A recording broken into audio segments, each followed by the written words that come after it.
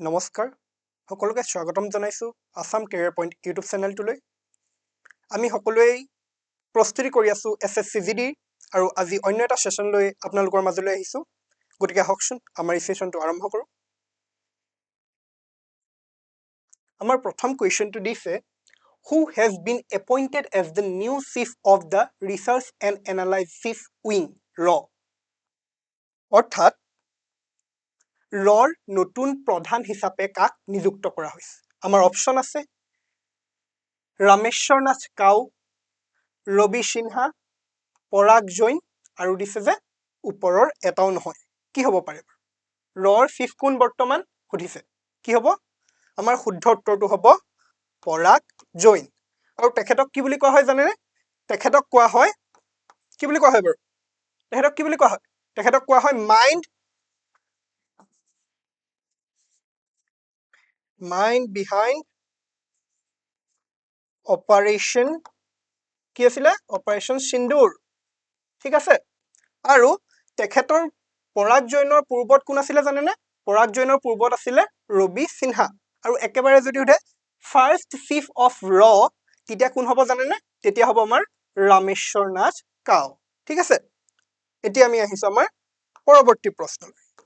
পৰৱৰ্তী প্ৰশ্নত সুধিছে who has been appointed as the deputy governor of RBI অৰ্থাৎ ৰিজাৰ্ভ বেংক অফ ইণ্ডিয়াৰ উপ গভৰ্ণৰ হিচাপে কাক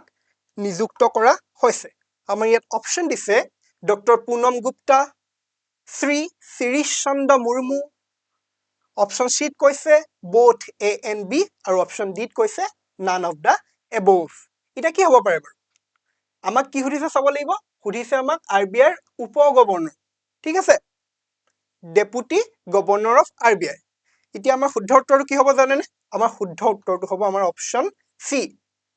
both A and B অৰ্থাৎ ডক্টৰ পুনম গুপ্তা শ্ৰী শিৰিষ চন্দ্ৰ মুৰ্মু দুইজনে কি হৈছে RBI বৰ্তমান উপ গভৰ্ণৰ আৰু RBI চাৰিজন কি থাকে জানেনে চাৰিজন মেক্সিমাম চাৰিজন উপ গভৰ্ণৰ থাকে আৰু এজনটো গভৰ্ণৰ থাকে আৰু বৰ্তমান RBI গভৰ্ণৰজনৰ নাম কি জানেনে বাৰু তেখেতৰ নাম হৈছে বৰ্তমান RBI গভৰ্ণৰ বুলি যদি সুধিলে হয় আমি তেতিয়া কলো হয় সঞ্জয় মলহোত্ৰা ঠিক আছে এতিয়া আমি আহিছো আমাৰ পৰৱৰ্তী প্ৰশ্নত সুধিছে What is the name of the mission recently launched by Prime Minister Narendra Modi to digitalize ancient manuscripts অৰ্থাৎ ভাৰতৰ প্ৰধানমন্ত্ৰী নৰেন্দ্ৰ মোদীয়ে কি কৰিছিলে প্ৰাচীন পাণ্ডুলিপিসমূহ ডিজিটেলাইজড কৰিবলৈ আৰম্ভ কৰা অভিযানটোৰ নাম কি আমাৰ ইয়াত অপচনত কৈছে ডিজিটেল ইণ্ডিয়া জ্ঞান ভাৰতম অভিযান পাণ্ডুলিপি সংৰক্ষণ অভিযান আৰু কি বুলি কৈছে প্ৰাচীন ভাৰত ডিজিটেলাইজেশ্যন কি হ'ব পাৰে বাৰু কি হ'ব পাৰে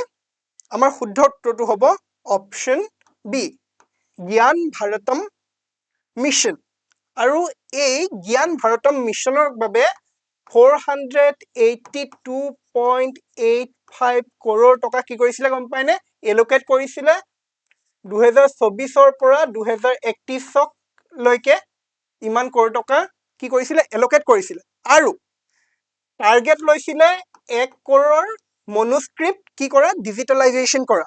আৰু বৰ্তমানলৈকে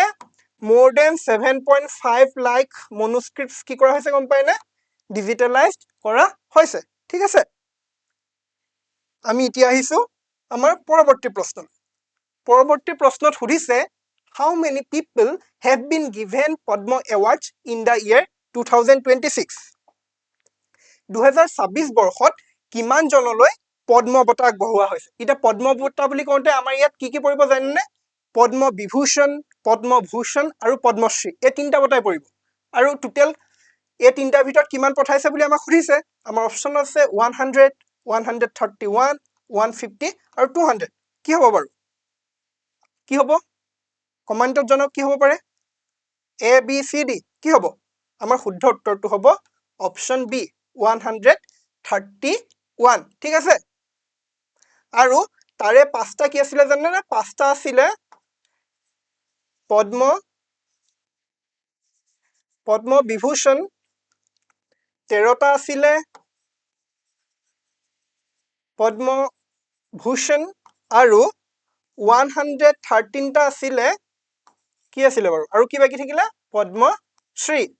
পদ্মশ্ৰী কেটা আছিলে 113 টোটাল কেটা হলগে 131টা ঠিক আছে এতিয়া আমি আহিছো আমাৰ পৰৱৰ্তী প্ৰশ্নত সুধিছে who is the second highest international run scorer as of January 2026 2026 চনৰ জানুৱাৰী পৰ্যন্ত আন্তঃৰাষ্ট্ৰীয় সকলো ফৰ্মেটতে দ্বিতীয় সৰ্বাধিক ৰান লাভ কৰা খেলুৱৈজন কোনজন বুলি সুধিছে আমাৰ ইয়াত অপচন কি দিছে শচীন তেণ্ডুলকাৰ যাক আমি কি বুলি কওঁ গড অফ ক্ৰিকেট বুলি কওঁ হয় নহয় তাৰপা দিছে বিৰাট কোহলি তাৰপাছত কি দিছে কুমাৰ সাংকাৰা আৰু দিছে ৰিকি পণ্টিং কি হ'ব পাৰে প্ৰথমজন বুলি যদি সুধিলে হয় তেতিয়া আমি কাৰ কথা ক'লো হয় তেতিয়া আমি ক'লো হয় শচীন তেণ্ডুলকাৰ এতিয়া আমাক সুধিছে দ্বিতীয়জন কোন জানেনে দ্বিতীয়জন হৈছে আমাৰ অপচন বি বিৰাট কোহলি ঠিক আছে এইসমূহ হৈছে আমাৰ কি কাৰেণ্ট এফেয়াৰ্স বৰ্তমান ঘটিছে ৰিসেন্টলি হৈছে চাওক 2026 চনৰ জানুৱাৰীত হৈছে তাৰ পূৰ্বতে শচীন তেণ্ডুলকাৰ আছিলে ফাৰ্ষ্ট পজিশনত ফাৰ্ষ্ট হাইয়েষ্ট সেকেন্ড আছিলে অপচন সি জি আছে কুমাৰ সাংকাৰা তেখেত সেকেন্ড পজিশনত আছিলে আৰু 2026 চনৰ জানুৱাৰী মাহত বিৰাট কোহলি এই কুমাৰ সাংকাৰাক অতিক্ৰম কৰি কি হৈছে সেকেন্ড হাইয়েষ্ট আছে দে ঠিক আছে এতিয়া আমি আহিছো আমাৰ পৰৱৰ্তী প্ৰশ্নত সুধিছে who is appointed as the new chief information commissioner of India অৰ্থাৎ ভাৰতবৰ্ষৰ নতুন মুখ্য তথ্য আয়ুক্ত হিচাপে কাক নিযুক্তি দিয়া হৈছে আমাৰ ইয়াত অপচন দিছে হিৰালাল সামাৰিয়া ৰাজকুমাৰ গোয়েল আনন্দী ৰামালিংগম আৰু কি দিছে বিনোদ কুমাৰ তিৱাৰী কি হ'ব আমাৰ শুদ্ধ উত্তৰটো কি হ'ব জানেনে শুদ্ধ উত্তৰটো হ'ব আমাৰ অপচন বি ৰাজকুমাৰ গোয়েল আৰু তাৰ আগত কোন আছিল জানেনে তেখেতৰ পূৰ্বতে আছিলে হিৰালাল সামাৰিয়া ঠিক আছে আৰু তেখেতে নতুনকৈ কি হৈছে আমাৰ মুখ্য তথ্য আয়ুক্ত chief information commissioner of India এতিয়া আমি আহিছো আমাৰ পৰৱৰ্তী প্ৰশ্ন এতিয়া ইতিমধ্যে আমি এটা কথা পালো ইয়াত কি দিছে আমাৰ আপোনালোকে যিহেতু আমি সকলোৱে কি কৰি আছো কিহৰ প্ৰস্তুতি কৰি আছো এছএছসি জিডি এক্সামৰ বাবে প্ৰস্তুতি কৰি আছো আৰু আপোনালোকে আমাৰ এই সকলোবোৰ তথ্য আমি ৰিভিজনৰ বাবে আমি কি আমাৰ ইয়াত সাবজেক্টসমূহ ইনক্লুড কৰিছে জিকে awareness science reasoning mathematics Hindi English আদি সকলো বিষয় পাব মাত্ৰ 400 কেটকা 449 টকা গতিকে আপোনালোকে এই আমাৰ যি সুবিধা দিছে এই সুবিধাটো লৈ পিনি আপোনালোকে নিজৰ স্বপ্ন কি কৰিব পাৰিব পূৰণ কৰিব পাৰিব ঠিক আছে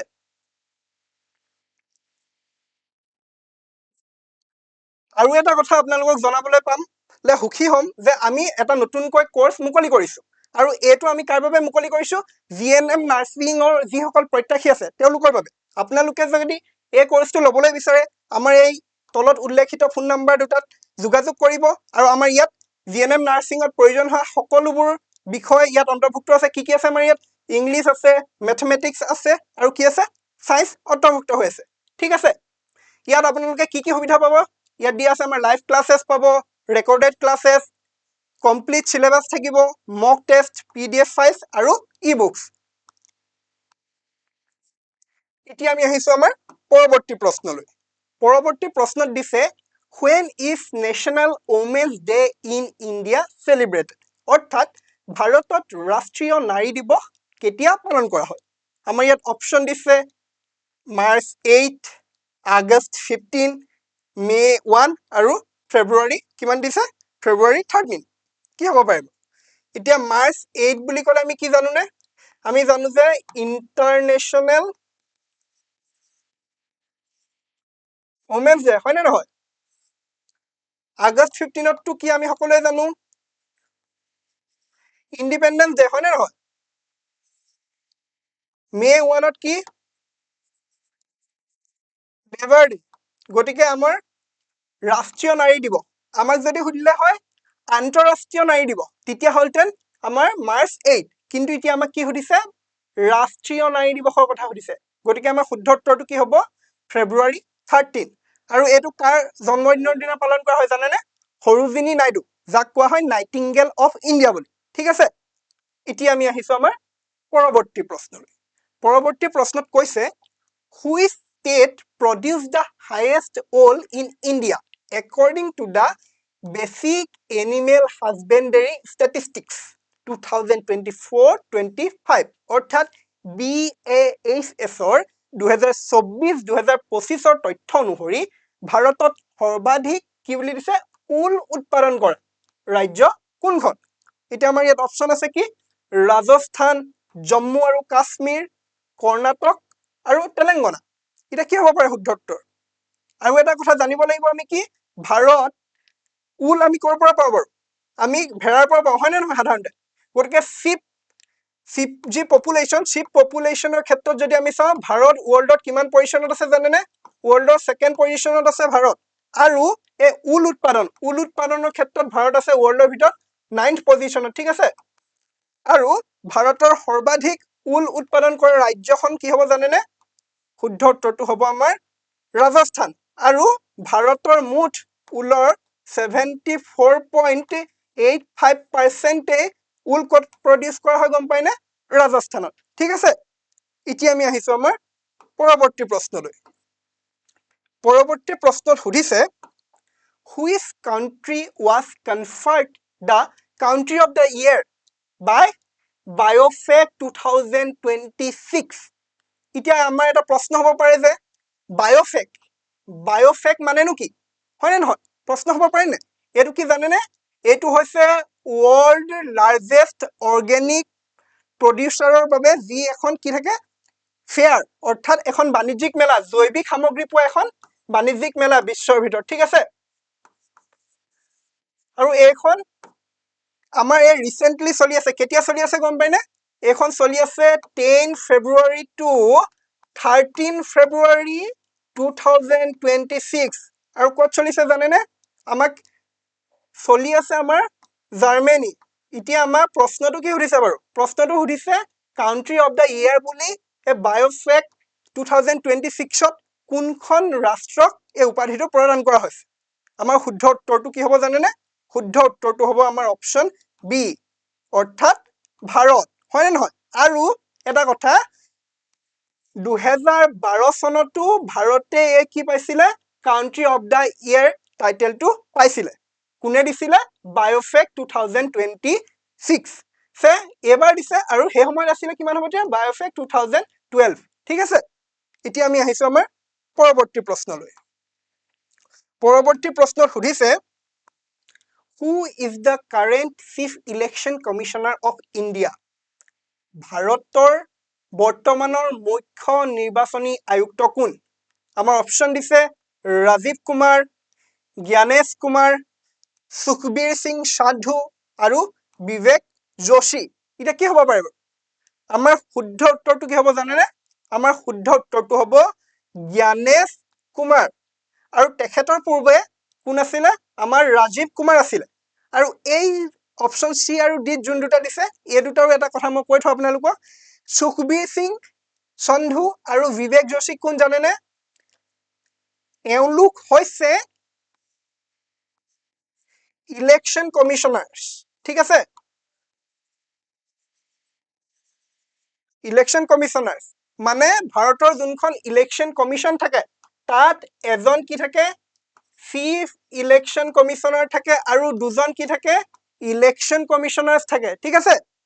আৰু বৰ্তমান জ্ঞানেশ কুমাৰ কোন জ্ঞানেশ কুমাৰ হৈছে চিফ ইলেকশন কমিশনাৰ আৰু সুখবীৰ সিং সান্ধু আৰু বিবেক যোশী কি ইলেকশন কমিশনাৰ্স এতিয়া আমি আহিছো আমাৰ পৰৱৰ্তী প্ৰশ্নলৈ পৰৱৰ্তী প্ৰশ্নত সুধিছে the recently launched books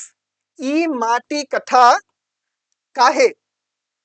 Bakshi Jagbandhu the Great Commander A Mati Katha Kahe বুলি কৈছে A Mati Katha Kahe আৰু Bakshi Jagbandhu the Great Commander recently কি কৰা হৈছে দুখন কি কৰা হৈছে পাবলিশ কৰা হৈছে এতিয়া ইয়াৰ লেখক কোন সুধিছে আমাৰ ইয়াত অপচনত কি দিছে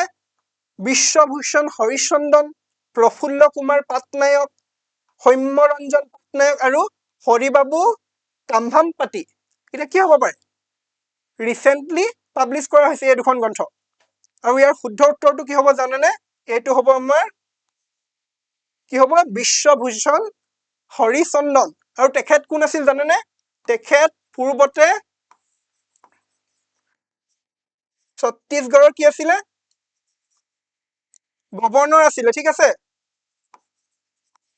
আৰু বৰ্তমান ছত্তীশগড়ৰ গভৰ্ণৰ কোন জানেনে সেইটো আমি জানি থব লাগিব তেখেত হৈছে আমাৰ ৰমেন ডেকা আৰু তেখেত কৰ বাৰু তেখেত আমাৰ অসমৰ হয় নে নহয়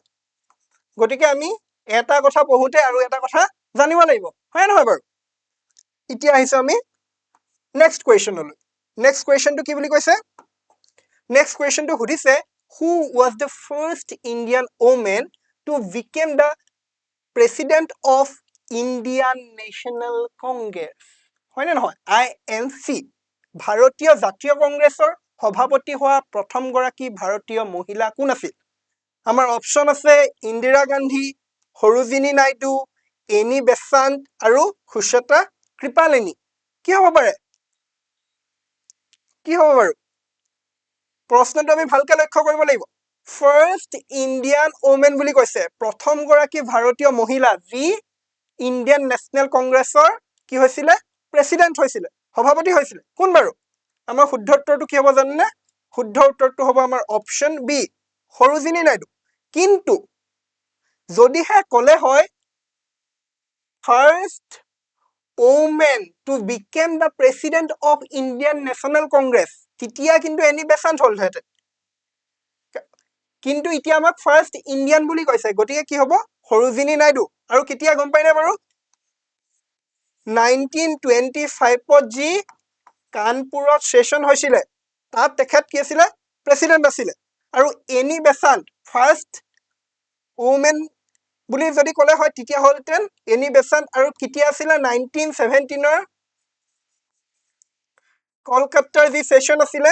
তাত তেখেত কি আছিলে প্ৰেচিডেণ্ট আছিলে ঠিক আছে এতিয়া আমি আহিছো আমাৰ পৰৱৰ্তী প্ৰশ্নলৈ পৰৱৰ্তী প্ৰশ্নত সুধিছে who is regarded as the first nationalist poet of India ভাৰতৰ প্ৰথম জাতীয়তাবাদী কবি হিচাপে কাক গণ্য কৰা হয় কি বুলি কৈছে জাতীয়তাবাদী কবি এতিয়া আমাৰ অপচন কি দিছে Henry Vivian Derozio Michael Madhusudan Dutt Rammohan Roy আৰু ৰবীন্দ্ৰনাথ ঠাকুৰ এতিয়া অপচনবোৰ দেখি কি লাগিছে বাৰু আমাৰ লাগিছে হয়নে নহয় ৰবীন্দ্ৰনাথ ঠাকুৰে হ'ব কিন্তু নহয় কোন জানেনে আমাৰ শুদ্ধ উত্তৰটো হ'ব হেনৰি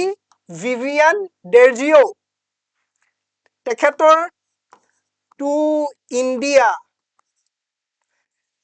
মাই নেটিভ লেণ্ড ঠিক আছে এনেকুৱা এটা পয়েমো আছে যিটো বিখ্যাত আৰু তেখেতে ইংৰাজী সাহিত্যৰ জৰিয়তে যি জাতীয়তাবাদী প্ৰেম যি জাতীয়তাবাদী ধাৰণা সেয়া কি কৰিবলৈ প্ৰসাৰ কৰিবলৈ সক্ষম হৈছিলে ঠিক আছে আমাৰ কুৱেশ্যন নম্বৰ 14ত কৈছে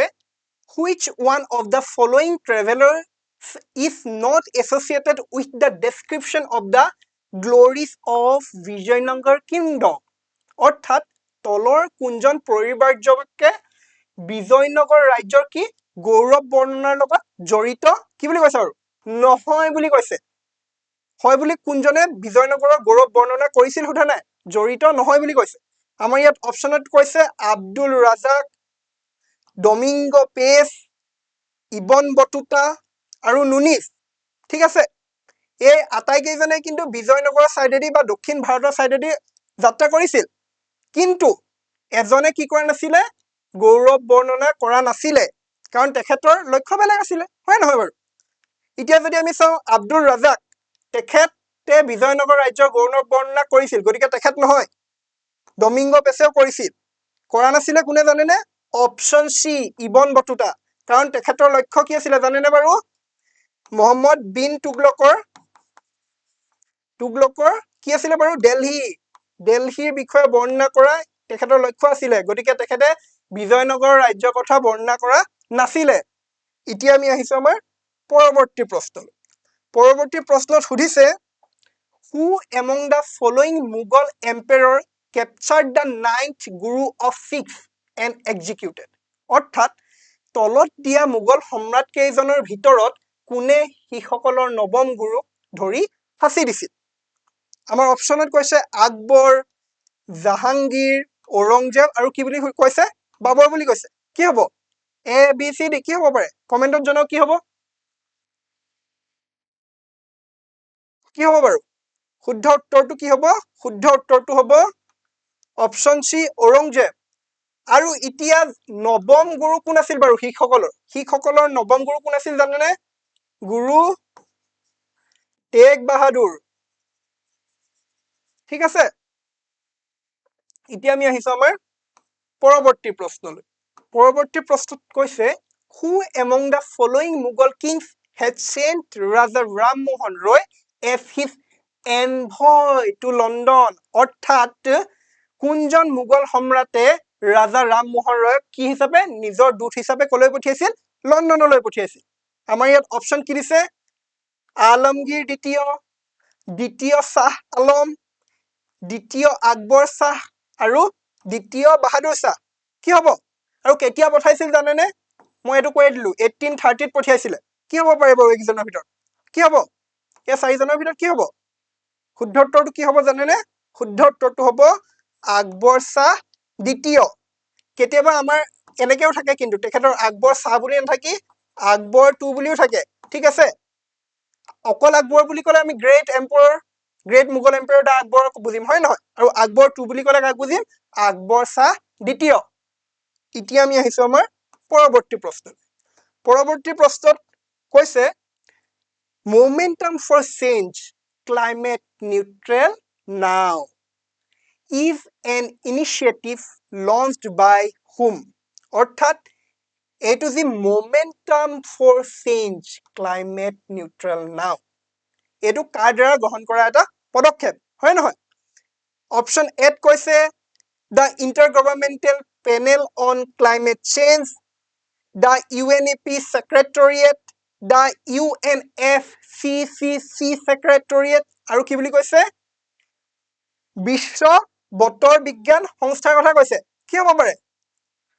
এই ইনিচিয়েটিভটো কোনে গ্ৰহণ কৰিছিল momentum for change climate neutral now কোনে গ্ৰহণ কৰিছিল বাৰু গম পাইনে এটো গ্ৰহণ কৰিছিল the UNFCC secretariat ঠিক আছে আৰু কেতিয়া গ্ৰহণ কৰা হৈছিল গম পাইনে 2015 চনত এতিয়া UNFCCC মানে কি বাৰু আপোনালোকে এটো কমেন্টত জনাব এটো আপোনালোকলৈ এৰিলো ঠিক আছে UNFCCC ৰ সম্পূৰ্ণ ৰূপটো কি জনাব এতিয়া আমি আহিছো আমাৰ পৰৱৰ্তী প্ৰশ্নত কৈছে The Brundtland Report, Our Common Future, 1987, formally introduced which key concept defined as meeting present needs without compromising the ability of the future generations to meet their needs. অৰ্থাৎ ব্ৰুণ্ডটলেণ্ড প্ৰতিবেদনে আমাৰ কমন ফিউচাৰ 1987ত আনুষ্ঠানিকভাৱে কোনটো মূল ধাৰণাৰ প্ৰৱৰ্তন কৰিছিল যিটোৱে ভৱিষ্যত প্ৰজন্মক নিজৰ প্ৰয়োজনীয়তা পূৰণ কৰাৰ ক্ষমতাৰ সৈতে আপোচ নকৰাকৈ কি বুলি কৈছে বৰ্তমানৰ প্ৰয়োজনীয়তাসমূহ পূৰণ বুলি সংজ্ঞায়িত কৰা হৈছিল কি হ'ব বাৰু ইয়াত অপচনত দিছে এ সাস্টেইনেবল ডেভেলপমেন্ট অৰ্থাৎ বহনক্ষম উন্নয়ন বি ইকোলজিক্যাল মডাৰ্নাইজেশ্যন সি গ্ৰীণ ইকনমি আৰু ডি এনভাইৰনমেন্টাল প্ৰটেকশ্যন কি হ'ব পাৰিব আমাৰ ইয়াত কিহৰ কথা কৈছে development that meets the need of the present without compromising the ability of the future generation অৰ্থাৎ ভৱিষ্যত প্ৰজন্মৰ যি অধিকাৰ আছে হেতু আমি খৰ্ব নকৰাকৈ বৰ্তমান প্ৰজন্মই নিজৰ অধিকাৰসমূহ কি গ্ৰহণ কৰা কোনটো কনসেপ্ট হ'ব ইয়াৰ ভিতৰত হেতু হ'ব আমাৰ সাস্টেইনেবল ডেভেলপমেন্ট আৰু যেটো কথা বৰ্তমান চলি থাকে হয় নে নহয় সাস্টেইনেবল ডেভেলপমেন্ট বুলি কৈ থকা হয় মানে কি ভৱিষ্যত প্ৰজন্মৰ যি অধিকাৰ আছে হেয়াত সম্পত্তিৰ ক্ষেত্ৰতে হওক বা সম্পদসমূহৰ ক্ষেত্ৰত সম্পদ বুলি ক'ব লাগিব সম্পত্তি বুলি ক'লে ভুল হ'ব সম্পদসমূহৰ ক্ষেত্ৰত হেসমূহ আমি খৰ্ব নকৰাকৈ কি কৰিব লাগিব আমি নিজৰ যি অধিকাৰ হেও আমি সাব্যস্ত কৰিব লাগিব ঠিক আছে এতিয়া আমি আহিছো আমাৰ পৰৱৰ্তী প্ৰশ্নলৈ পৰৱৰ্তী প্ৰশ্নত সুধিছে article 32 belongs to which part of the Indian Constitution? 32 নং অনুচ্ছেদ ভাৰতীয় সংবিধানৰ কোনটো অধ্যায়ৰ অন্তৰ্ভুক্ত? এতিয়া আমাক দিছে পাৰ্ট 2, পাৰ্ট 1, পাৰ্ট 3 আৰু পাৰ্ট 4 কি হ'ব পাৰিব? একদম ইজি হয় নহয়? কি হ'ব?